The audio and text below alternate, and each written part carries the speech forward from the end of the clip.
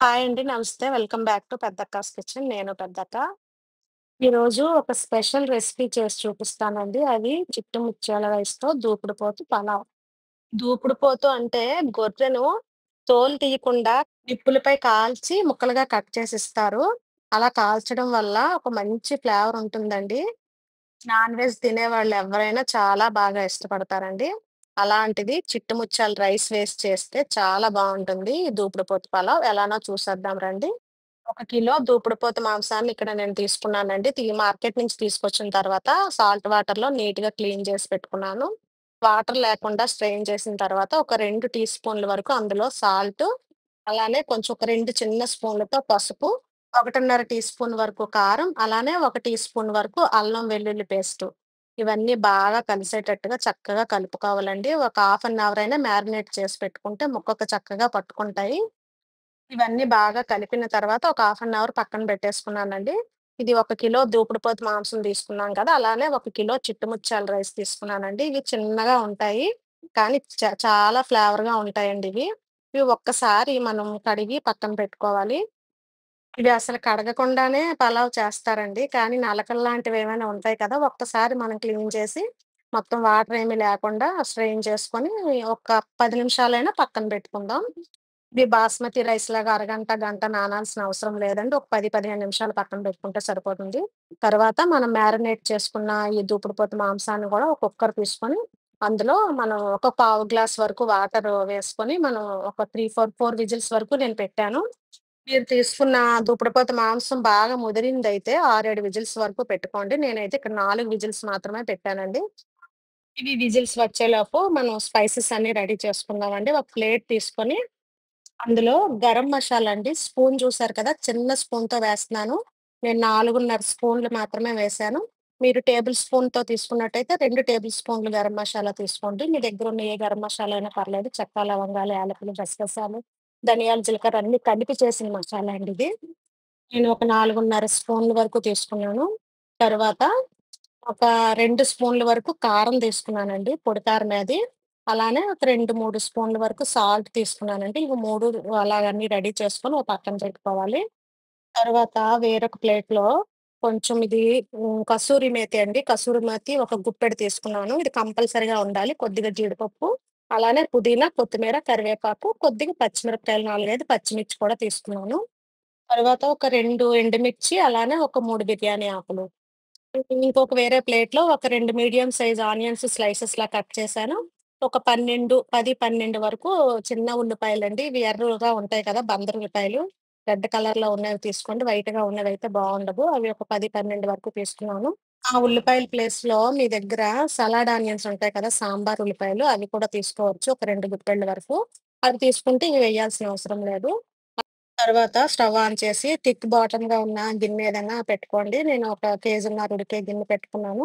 అందులో ఒక 6 table spoons వరకు నెయ్యి, అలానే ఒక 5, 6 టేబుల్ స్పూన్స్ వరకు ఆయిల్ కూడా వేసుకున్నానండి. కొంచెం ఆయిలు, నెయ్యి కలిపి వేసుకోండి. నెయ్యి అనేది కంపల్సరీగా ఉండాలి. సరిపడా ఆయిలు, నెయ్యి తగినంత లేకపోతే మాత్రం అసలు బావుండదండి. మనం తగ్గించి చేద్దామంటే అవ్వదు. మనం వేసిన ఆయిల్ కాగిన తర్వాత బిర్యానీ ఆకు, ఎండుమిర్చి లైట్‌గా వేగించుకోవాలి. ఇలా లైట్‌గా వేగించిన తర్వాత మనం ఆనియన్స్ ఉన్నాయి కదా! స్లైసెస్‌లా కట్ చేసిన ఆనియన్స్‌ని ముందుగా వేగించి లైట్ బ్రౌన్ కలర్ వచ్చేంత వరకు వేగించుకోవాలి. ఇవి వేగించుకొని తర్వాత మనం ఆనియన్స్ తీసుకున్నాం కదా! అవి 10, 12 తీసుకున్నానండి. అవి కూడా వేసి వేగించుకోవాలి. ఇవన్నీ కూడా చక్కగా వేగాలండి. లైట్ బ్రౌన్ కలర్ వచ్చేంత వరకు వేగాలి. ఇందులో ఈ పలావ్‌లో ఆనియన్ అనేది చాలా టేస్ట్ ఉంటదండి. పలావ్‌లోకి మంచి ఫ్లేవర్‌నిస్తాయి ఈ ఆనియన్స్ అనేవి. ఇందులో వేసిన ఆయిల్ అనేది ఇంకా ఇది సరిపోదండి. ఇంకాస్త పడుతుంది. అది ఎప్పుడు వేయాలనేది చెప్తాను నేను. ఇవి ఇలా లైట్ బ్రౌన్ కలర్‌లోకొచ్చేంత వరకు వేగించుకొని, ఒక గుప్పెడు పుదీనా, అలానే ఒక గుప్పెడు కొత్తిమీర, ఒక 2 రెమ్మలు కరివేపాకు కూడా వేసుకోండి. కరివేపాకు కంపల్సరీగా ఉండాలి ఈ పలావ్‌లోకి. కరివేపాకేస్తున్నానేంటా అని అనుకోవద్దండి. వెయ్యాలి. ఒక 4, 5 పచ్చిమిర్చి కూడా వేసి, ఇవి కూడా చక్కగా వేగించుకోవాలి. తర్వాత కసూరి మేతి కూడా ఇలా మనం కొద్దిగా అలా నలిపి వేస్తే మంచి ఫ్లేవరొస్తుందండి. కసూరి మేతి కూడా కంపల్సరీగా ఉండాలి. కొద్దిగా జీడిపప్పు అనేది మీ ఆప్షనల్ అండి. ఉంటే వేసుకోవచ్చు. లేకపోయినా పర్వాలేదు. ఇవన్నీ చక్కగా మళ్ళీ వేగించుకోవాలి. ఫ్లేమ్‌ని లో టు మీడియంలోనే పెట్టి వేగించుకోవాలండి. మాడకూడదస్సలు. తర్వాత అల్లం వెల్లుల్లి పేస్ట్ అనేది ఒక స్పూన్‌తో వేసాం కదా! ముందు మ్యారినేట్ చేసేటప్పుడు. ఇప్పుడు 3 టేబుల్ స్పూన్స్ వరకు అల్లం వెల్లుల్లి పేస్ట్ కూడా వేగించుకున్నాను. ముందుగా అల్లం వెల్లుల్లి పేస్ట్ ఆనియన్స్ వేయకముందు వేగించుకోవచ్చు. మాడిపోతుంది. ఆనియన్స్ వేగవు కాబట్టి నేను ముందుగా వేయలేదండి. ఇందులో హోల్ గరం మసాలా అనేది ఏది ఎయకూడదు. ఓన్లీ బిర్యానీ ఆకు మాత్రమే వెయ్యాలి. తర్వాత మనం ప్లేట్‌లో స్పైసెస్ అన్నీ వేసుకున్నాం కదా! గరం మసాలా, సాల్టు, కారం ఇవి కూడా యాడ్ చేసుకొని మాడకుండా ఇవన్నీ చక్కగా వేగించుకోవాలండి. వీలైతే సిమ్‌లో పెట్టి వేగించుకున్నా పర్లేదు గానీ, మాడితే మాత్రం పలావ్ టేస్ట్ అంతా కూడా మారిపోద్దండి. మీడియం ఫ్లేమ్‌లో పెట్టి వేగించుకోవాలి. తర్వాత ఒక 150 గ్రామ్స్ వరకు పెరుగుని యాడ్ చేసుకున్నాను నేను. పెరుగుని వేసిన తర్వాత మొత్తం అంతా కలిసేలా కలుపుకోవాలి. అల్లం వెల్లుల్లి పేస్ట్ వేగించినప్పుడు ఏమైనా మనకి ఆ గిన్నెకి అంటుకున్నట్టయితే ఇప్పుడు పెరుగు వేసిన తర్వాత మొత్తం అంతా వచ్చేస్తుందండి. ఇలా అంతా చక్కగా వేగించుకోవాలి. ఇది మంచి వాసనొస్తుందండి వేగుతున్నప్పుడే. ఇలా మంచి వాసనొచ్చి మనం వేసిన ఆయిల్ అంతా కూడా చక్కగా పైకి తేలేంత వరకు కూడా వేగించుకోవాలి. కొంచెం ఈ మసాలా వేగినప్పుడే మనం కొంచెం ఓపికగా చేయాలండి. చేస్తేనే పలావ్ టేస్ట్ అనేది బావుంటుంది. మనం నార్మల్‌గా చికెన్ బిర్యానీ, మటన్ బిర్యానీ చేసినట్లుగా గబగబా చేసేద్దాం. కుక్కర్‌లో చేస్తాం కదా! ఫాస్ట్‌గా అలా చేసేద్దామంటే టేస్ట్ అంతా మారిపోతుందండి. ఇలా చక్కగా మీడియం ఫ్లేమ్‌లో పెట్టుకొని వేగించుకోవాలి. ఇలా వేగిన తరువాత మనం ముందుగా కడిగి పెట్టుకున్నాం కదా! చిట్టి ముత్యాల రైస్‌ని, ఆ చిట్టి ముత్యాల రైస్‌ని ఇందులో వేసుకోవాలండి. ఇలా మరి నీటిలో అది మనం నానబెట్టాల్సిన పనేం లేదండి. మొత్తం వాటర్ అంతా స్ట్రెయిన్ చేసే ఉంచాలి. ఇలా నానిన తరువాత మనం వీటిని చక్కగా వేగించుకోవాలి. ఇది వేగడానికైతే టైం పడుతుందండి. ఒక 10, 15 మినిట్స్ అయితే ఖచ్చితంగా పడుతుంది. దగ్గరుండి వేగించుకోవాలి. ఆ రైస్ ఏంటంటే వేగుతుంటే మంచి ఫ్లేవర్ ఒస్తదండి మనకి. తరువాత రైస్ కూడా వైట్ కలర్‌లోకొస్తాయండి వేగిన తర్వాత. కొంచెం క్రిస్పీగా కూడా అనిపిస్తాయి. మనం కొద్దిగా వాటిని ఇలా నలిపి చూస్తే క్రిస్పీగా అయినట్టుగా అవుతాయి. అంతవరకు వేగించుకోవాలి.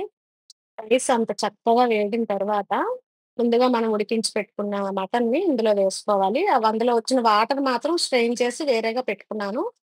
ఈ మటన్ ఇందులో వేసిన తర్వాత మళ్ళీ ఒక 5 మినిట్స్ మళ్ళీ వేగించుకోవాలండి. ఈ మనం వేసిన మాంసము, ఆ రైసు అన్నీ చక్కగా వేగి మంచి వాసనలొస్తుంటాయి. చిట్టుముత్యాల రైస్ కదా! తర్వాత ఈ మటన్ నుంచి ఒక రకమైన అరోమా అనేది వస్తుంది మనం వేగిస్తుంటే. ఇప్పుడు మనం ముందుగా వాటర్ తీసి పక్కన పెట్టాను కదా! మటన్‌లోది. ఆ వాటర్ వేశాను. 3:15 గ్లాసులు రైసొచ్చాయండి నాకు. దానికి 7 గ్లాసుల వరకు నీళ్ళు మటన్ ఉడికించిన నీళ్ళు ఇవి కలిపి 7 గ్లాసుల వరకు వేశాను నేను. కేజీంపావు గ్లాస్‌తో కొలుచుకుంటే 3:15 గ్లాసులు వచ్చాయి. గ్లాస్‌కి 2 గ్లాసులు చొప్పున నీళ్ళు. 3:15 గ్లాసుల రైస్‌కి 7 గ్లాసులు నీళ్ళు నేనంటే అర గ్లాస్ నీళ్ళు ఎక్స్‌ట్రా పోసానండి. 6:30 పొయ్యాలి. 7 గ్లాసుల నీళ్ళు మటన్ కూడా ఉంది కాబట్టి అది వేశాను. మనం తర్వాత ఈ సాల్ట్ అది చెక్ చేసుకోవాలి. సాల్ట్ చెక్ చేసి కొంచెం సాల్టీగా అనిపించినట్టుగా టేస్ట్ ఉంటే బావుంటుంది ఉడికేసరికి. తర్వాత ఒక 2 నిమ్మకాయల రసాన్ని కూడా తీసి అందులో వేసుకున్నాను. వేసి బాగా కలుపుకోవాలి. ఇప్పుడు మాత్రం ఫ్లేమ్‌ని హైలో పెట్టుకొని ఉడికించుకోవాలండి. మనకి అలా బుడగలొస్తున్నట్టుగా ఉడుకుతున్నప్పుడు తెలుస్తుంది. అలా అంతవరకు ఉడికించుకున్న తర్వాత మూత పెట్టాలి. ఆవిరి బయటికి రాకుండా ఉన్నది ఒక ప్లేట్ ఏదైనా తీసుకొని పెట్టుకోండి. పెట్టిన తర్వాత ఒక 5 మినిట్స్ మీడియం ఫ్లేమ్‌లో పెట్టాలిప్పుడు. ఫస్ట్ హై ఫ్లేమ్‌లో పెట్టాలి. తర్వాత మూత పెట్టాక మీడియం ఫ్లేమ్‌లో పెట్టాలి. మీడియం ఫ్లేమ్‌లో పెట్టి 5 మినిట్స్ తరువాత చూస్తే ఇలా ఉంటుందండి. పైన కొంచెం వాటర్ ఉంటుంది. ఇలా ఒకసారి మళ్ళీ మనం అడుగు పట్టకుండా ఒకసారి కలిపేసుకొని పైకి తేలిన ఆనియన్స్ గాని, ఆ మటన్ గాని అంతా లోపలికి పెట్టుకున్నట్టుగా ఇలా సర్దుకోవాలి. చూసారు కదా! వీడియోలో చూపిస్తున్నప్పుడు మీకు కన్సిస్టెన్సీ అనేది ఎలా ఉందో తెలుస్తుంది కదా!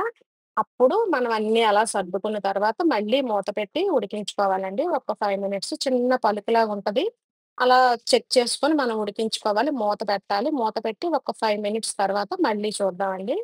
చూస్తే మొత్తం వాటర్ అంతా అయిపోయి ఉంటుంది. కానీ చిన్నది కొంచెం ఉడికితే బావుంటుంది అనిపిస్తది కదా! అలాంటప్పుడు ఏం చేయాలంటే మనం ఆ గిన్నెని పక్కకు దించేసుకొని ఒక పాత ఇనుప పెనం ఏదైనా మనం స్టవ్ పైన పెట్టాలి.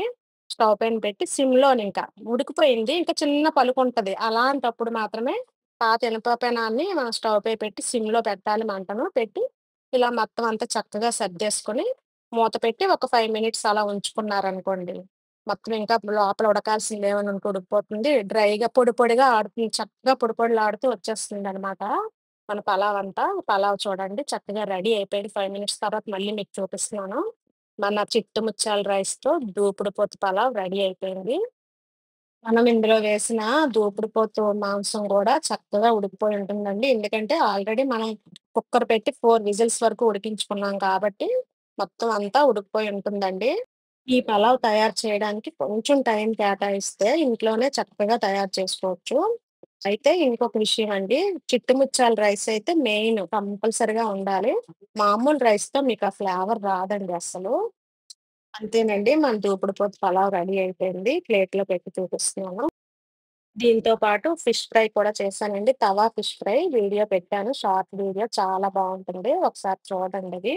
కొంచెం డిఫరెంట్‌గా చేశానండి. స్పైసెస్ అన్నీ కొంచెం డిఫరెంట్‌గా ఉంటాయి. ఈ పలావ్‌తో ఒక ఎగ్గు, ఆనియన్ అలానే రైతా కూడా తయారు చేశాను. ఫిష్ ఫ్రై కూడా పెట్టాను. ఇంత మంచి పలావ్ మీరు కూడా ఇంట్లోనే తయారు చేసుకోండి. చాలా బావుంటుంది. ఈ వీడియో గనక మీకు నచ్చినట్లయితే లైక్ చేయండి, షేర్ చేయండి, సబ్స్క్రైబ్ చేయండి. ఇంకొక మంచి వీడియోలో కలుద్దాం.